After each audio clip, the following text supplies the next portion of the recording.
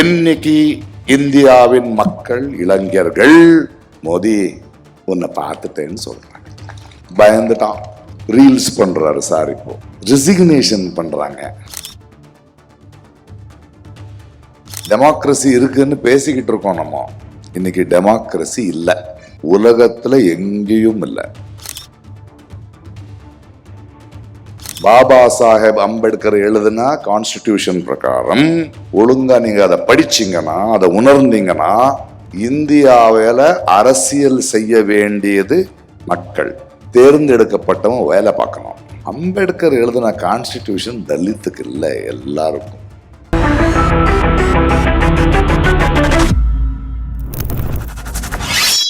Hi சொல்லும்.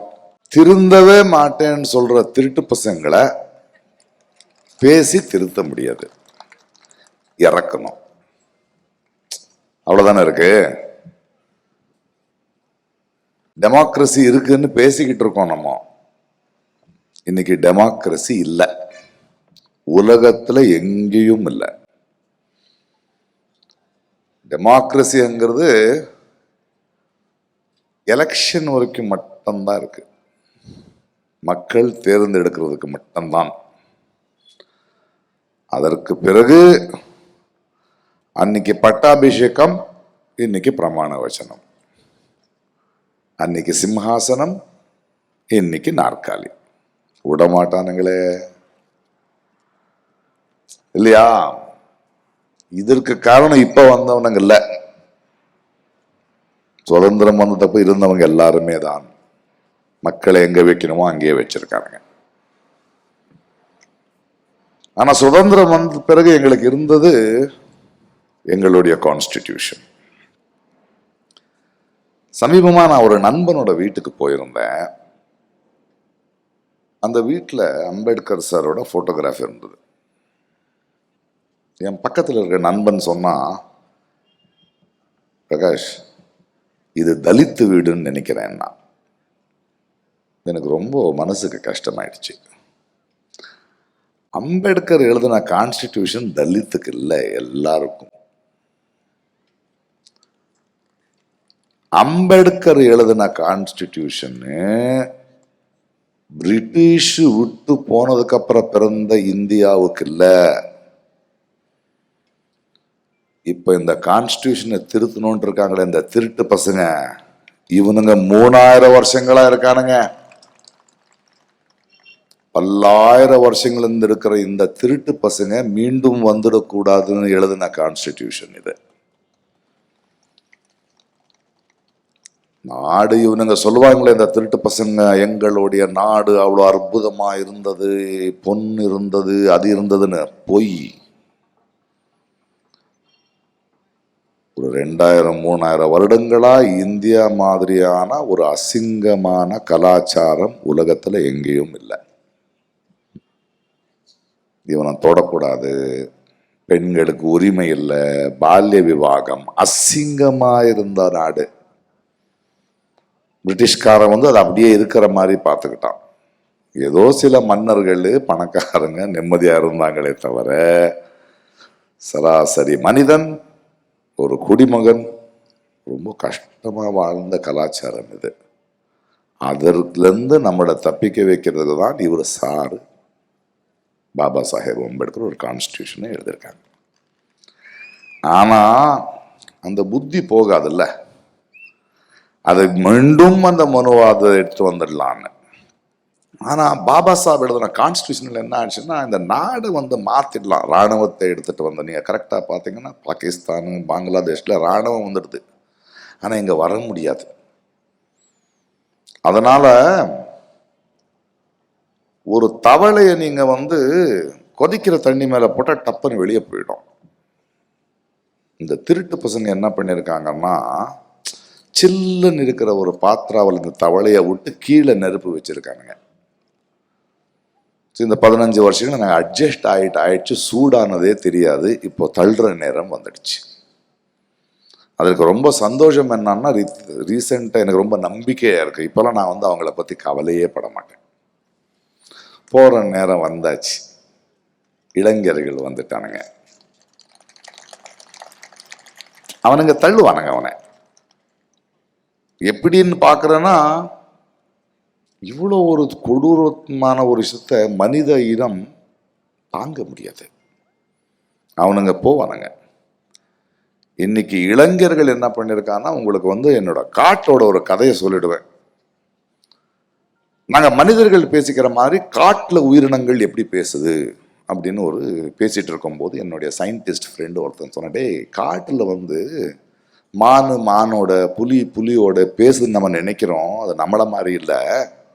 ஒன்று பேசும், மற்றது கேட்டு புரிஞ்சிக்கும். ஸோ ஒரு புலி ஒரு மானை பிடிக்க வரும்போது நேரடியாக வராதது. ஒரு 20-40 புலி மான் மேய்ஞ்சிட்டு இருக்கும்போது நிதானமாக வரும். சத்தம் கேட்கக்கூடாது. காற்று இந்த பக்கத்தில் வந்தா என்னுடைய மனம் அந்த மானுக்கிட்ட போய் அதுக்கு தெரிஞ்சிடும்னு கிட்டத்தட்ட பல மணி நேரம் பொறுமையா வரும்.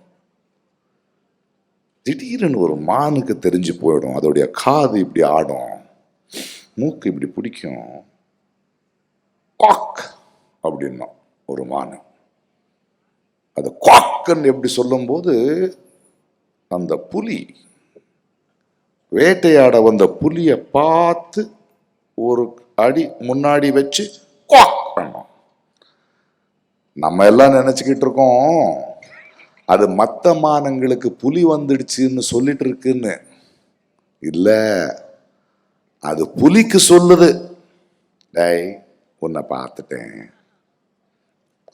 அப்போ அந்த புலி வந்தது. இன்னைக்கு இந்தியாவின் மக்கள், இளைஞர்கள், மோடி உன்னை பார்த்துட்டேன்னு சொல்றாங்க. பயந்துட்டான். ரீல்ஸ் பண்றாரு சார். இப்போ ரீல்ஸ் பண்றாரு, ரெசிக்னேஷன் பண்றாங்க. இளைஞர்களை பத்தி நம்பாதன்னு நீங்க சொன்னீங்க. நான் இந்த இளைஞர்களை நம்புறேன். ஏன்னா அவன் இன்னொரு அரசியல்வாதி இல்ல.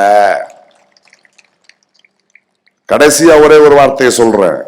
பாபா சாஹேப் அம்பேத்கர் எழுதின கான்ஸ்டிடியூஷன் பிரகாரம் ஒழுங்கா நீங்க அதை படிச்சீங்கன்னா, அதை உணர்ந்தீங்கன்னா, இந்தியாவில அரசியல் செய்ய வேண்டியது நம்ம மக்கள். தேர்ந்தெடுக்கப்பட்டவன் வேலை பார்க்கணும். ஆனா தேர்ந்தெடுக்கப்பட்டவன் அரசியல் பண்ணிக்கிட்டு இருக்கான், நம்ம வேலை பார்த்துக்கிட்டு இருக்கோம். இதை மாத்தணும். நம்ம யாரும் அரசியல்வாதி ஆக வேண்டிய அவசியம் இல்லை, அரசியல் கட்சி ஆக வேண்டிய அவசியம் இல்லை. ஒரு குடிமகனா தேர்ந்தெடுக்கப்பட்டவனை கேள்வி கேட்கறதுக்கு இருக்காங்க மக்கள். வேலை செய்யலனா இறக்குவாங்கங்கிற பயத்தை உருவாக்கினால் போதும். அதுதான் நம்ம செய்ய வேண்டியது. அதான் இன்னைக்கு இளைஞர் பண்ணிருக்காங்க. ஆனால் ஒண்ணு, நம்ம இந்த காலகட்டத்தில் ரொம்ப யோசிக்க வேண்டியது, பிஜேபி இந்த ஃபாசிஸ்ட் மன்னர் இன்னொரு 3 வருஷத்துல இறங்குவாங்க. ஆனா இந்திய அரசியல் நீங்க புரிய வேண்டியது, எதிர்கட்சி ஜெயிக்காது, ஆளும் கட்சி தான் கீழே விழும். இவனுங்களை மக்கள் தள்ளுவானுங்க. ஆனா தள்ளுற இந்த நேரத்துல அவனுக்கு பதிலா வர வேண்டியவன் நம்ம இவன் மேல இருக்கிற வெறுப்புல கீழே இறக்கிருக்குமே தவிர அடுத்தவனை சிந்திச்சு நாங்க தேர்ந்தெடுக்கல. அது ஆகிறதுக்கு இன்னொரு 10-15 ஆண்டுகள் வேண்டும். இன்றைய தலைமுறை யோசிச்சுக்கிட்டு இருக்கு. அவங்களை வலுவாக்க, அரசியல் அறிவை வளர்க்க இன்னொரு 10-15 வருஷம் நம்ம வேலை பார்க்க வேண்டிய வேலை இருக்கு. இது கேன்சர், அசிங்கமான ரோகம், வியாதி. இதை இறக்கிடுவோம், மற்ற வியாதிகளையும் சரி பண்ணுவோம். வரட்டுமா? டைம் ஆயிடுச்சு. Love you all. ஓ, அப்ப அந்த மிஸ்டர் அண்ட் மிஸ்ஸஸ் பெர்ஃபெக்ட் உண்மையிலேயே வர்த். நரம்பு தளர்ச்சியிலிருந்து விடுபட்டு உடம்பு ஒரு புது வீரியம் பெற மா நேச்சுரல்ஸோட மிஸ்டர் பெர்ஃபெக்ட்டை யூஸ் பண்ணுங்க. ஊடகம், கார்ப்பரேட், அரசியல்வாதிகளின் கைப்பாவையாக, அடிமைகளாக இருந்தது போதும். இனி சாட்டை எடுத்து சுழற்றும் நேரம் வந்துவிட்டது. ஊடகம் பொதுமக்களாகிய உங்களுக்காக, உங்களாலேயே இயக்கப்பட வேண்டும். ஊடக சுதந்திரத்திற்காக உங்களின் பங்களிப்பை இன்றே அளித்திடுங்கள்.